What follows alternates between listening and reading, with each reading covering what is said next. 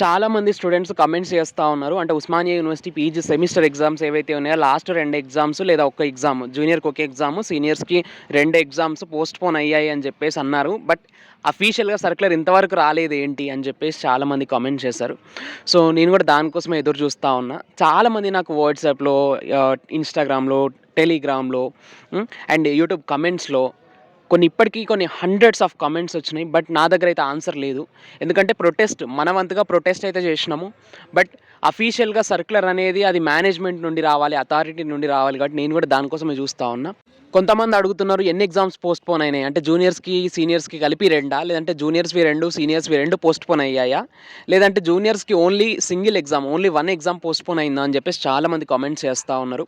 So, నేను దానికి కూడా ఇప్పుడు సమాధానం చెప్పలేను. ఎందుకంటే ఇప్పుడు అఫీషియల్ సర్క్యులర్ రావాలి. అఫీషియల్ సర్క్యులర్ వస్తే దాంట్లో వాళ్ళు ఏ ఎగ్జామ్స్ పోస్ట్‌పోన్ చేశారు అనేది ఒక క్లారిటీ వస్తది. అంటే ఇప్పటివరకు మనం ఆ మీటింగ్‌లో చెప్పిన దాని ప్రకారం లాస్ట్ 2 ఎగ్జామ్స్ అని మనకు తెలిసింది.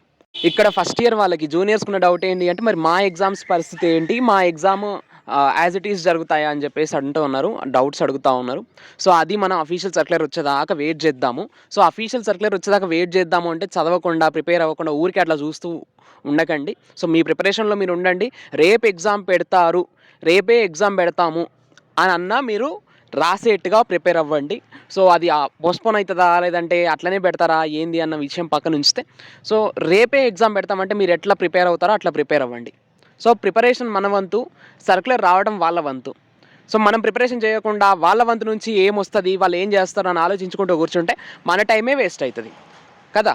కాబట్టి మన పార్ట్ మనం ఫుల్‌ఫిల్ చేద్దాము. ఓకే.